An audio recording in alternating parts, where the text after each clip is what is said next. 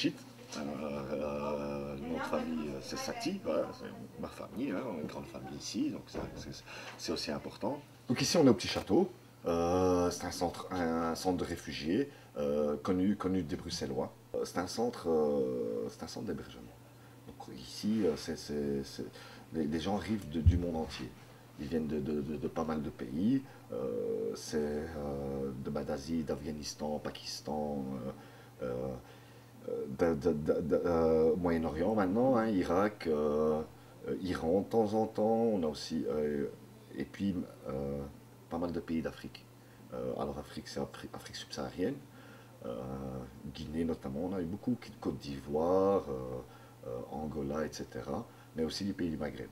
Mais là, voilà, c'est encore une autre chose. Et donc régulièrement ici, ben, on a des enfants d'Algérie, fois tunisiens, mais aussi pas mal de Marocains, de jeunes Marocains, des enfants, pas mal de Tanger et de Casa. Souvent, c'est des enfants des rues, quoi.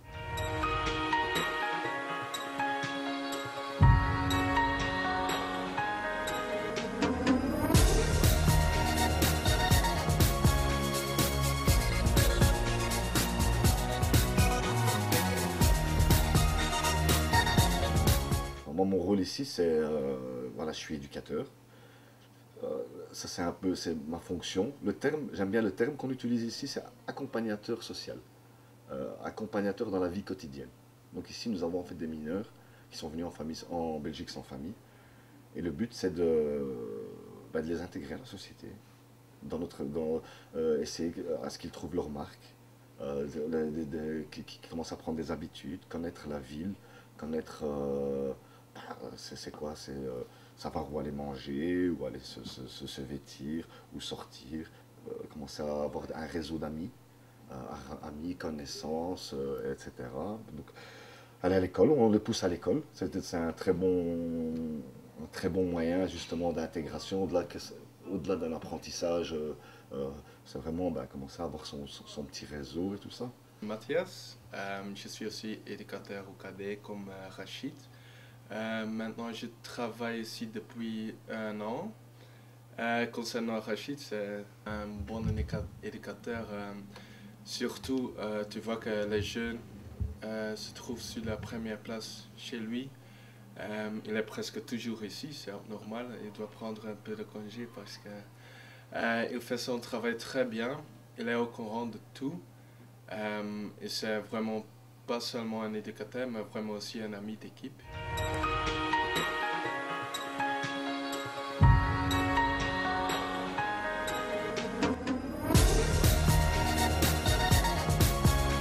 Des petits parcours à faire, un peu de tout, un peu d'animation. J'ai fait de la cuisine. J'ai même été à l'armée belge. J'ai fait l'armée. Ça m'a quand même apporté quelque chose de fort, l'armée. Après l'armée, on se dit, qu'est-ce qu'on pourrait faire? Des petits jobs à droite à gauche. J'ai travaillé à la rue de Brabant, dans les magasins, à faire des allers-retours. J'ai tenu 1 mois. Franchement, chapeau pour ceux qui travaillent là non-stop parce que c'est du boulot.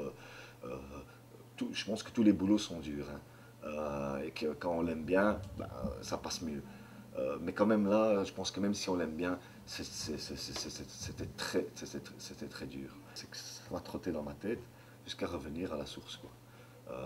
Donc reprendre des études, faire d'abord un diplôme. J'ai eu un petit brevet d'animateur, ce qui m'a permis de bosser. J'ai travaillé au MRAX, un mouvement contre le racisme, l'antisémitisme et la xénophobie. Ça m'a aidé beaucoup de faire ça au MRAC. Ça m'a ouvert les yeux sur pas mal de choses qui se passaient, sur le racisme, des majorités, mais aussi des minorités, les discours qu'il y a dans les quartiers, et ces choses-là.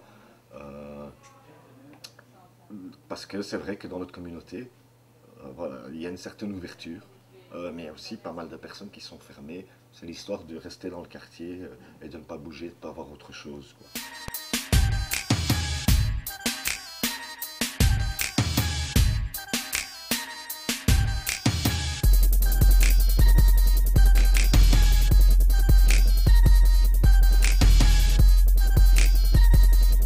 Ce que j'en garde comme souvenir, le Maroc, j'y étais, dans ma vie, je pense, 7, 8 fois, 9 fois.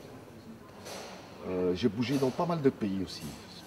J'ai eu la chance de faire plus d'une vingtaine de pays. Et ça me permet de dire, je le dis parce que ça fait comparaison. On peut me dire que c'est à comparer avec les autres pays. Et c'est vrai que même si je ne suis pas vraiment chez moi, on va appeler un chat un chat, c'est vrai qu'au Maroc, ben, je suis considéré comme un étranger. Mais il n'empêche que quand je compare avec ces autres pays-là, ben, quand je vais au Maroc, je me sens beaucoup moins étranger, ça n'a rien à voir. Je me sens quand même chez moi et je me sens quand même si de temps en temps il y a quand même cette petite phrase de Sahab al-Kharij et tout ça, je me sens quand même concerné. Je me sens concerné et je me sens pris dedans.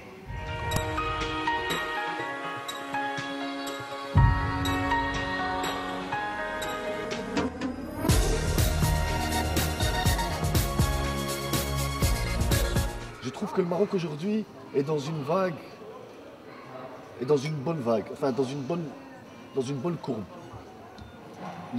Je sens une volonté d'aller de l'avant sur pas mal de choses, d'être encore plus moderne.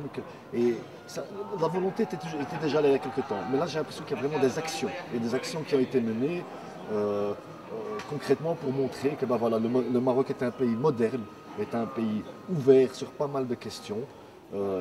Et qui se posent des questions.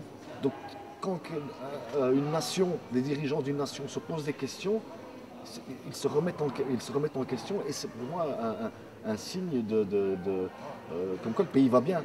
La Belgique reste un pays, malgré qu'on a eu pas mal de tensions ces derniers temps entre certaines communautés, ça reste un pays assez particulier. On est au centre de l'Europe. Il y a quand même une certaine ouverture. Maintenant, je vais parler de Bruxelles aussi, plus particulièrement que je connais. C'est vrai que je ne connais pas trop les autres coins. Bruxelles, je trouve qu'il y a encore un brassage culturel, un brassage ethnique.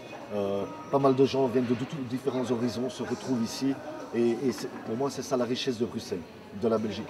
À côté de ça, on commence à avoir ici, par rapport aux communautés, on va parler des communautés marocaines, on a pas mal d'élus politiques, on a pas mal de personnes qui, au niveau des affaires, au niveau économique, ont créé des entreprises, ont créé des emplois. On a aussi au niveau artistique énormément de choses qui se passent.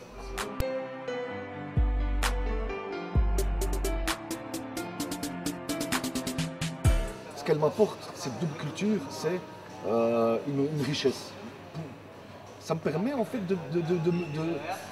c'est un peu égoïste comme idée, hein, mais je vais chercher ce qui va m'intéresser là et ce qui va m'intéresser là. Il y a certaines choses où... et j'essaie d'en faire un mix, de faire un mélange de ces choses-là et d'en garder le meilleur. Je pense qu'on tous on fait partie de certaines rencontres avec différentes personnes. Et ce que ça m'a apporté, ben ici en Belgique, on a des valeurs. Par exemple, attention, que je ne partage pas. Il y en a que je partage, il y en a que je ne partage pas. C'est la même chose pour le Maroc. On s'est connus à travers le basketball et puis aussi on a été dans la même école. Et puis dans l'évolution des choses, de la vie, le destin, fait qu'on a même pu travailler, on se retrouvait à travailler ensemble en tant qu'éducateur, animateur, pendant quelques années, pour la ville de Bruxelles même. Et déployer pas mal de projets avec les jeunes, autant avec moi, avec mes atouts artistiques. Et c'est quelqu'un qui a cette multifacette de pouvoir autant être quelqu'un qui peut s'adonner dans des activités sportives, autant c'est quelqu'un qui est très littéraire, qui est très ancré aussi sur la musique, qui me permettent aussi d'avoir un recul sur ce que je fais et aussi m'apporter aussi un peu de structure à travers ce que je fais. Aux amis au Maroc, aux cousins, à ceux que je ne connais pas, peut-être qu'on va se connaître, Inch'Allah, en fait, que je l'espère. Je tenais quand même à dire que ce qu'on dit ici, c'est que tous ceux qui y sont partis, c'est même pas moi qui le dis, moi je ne vais même pas le dire, que le Maroc c'est un des plus beaux pays au monde. On a tous les paysages possibles et imaginables, on a plein de cultures différentes, plein de communautés différentes. Beaucoup de gens trouvent que c'est un des plus beaux pays au monde. Et ce que j'ai envie de vous dire, c'est je suis fier de vous quand même, parce que je trouve que le Maroc à garder ses traditions, à garder son authenticité, à garder son originalité par rapport à beaucoup de pays.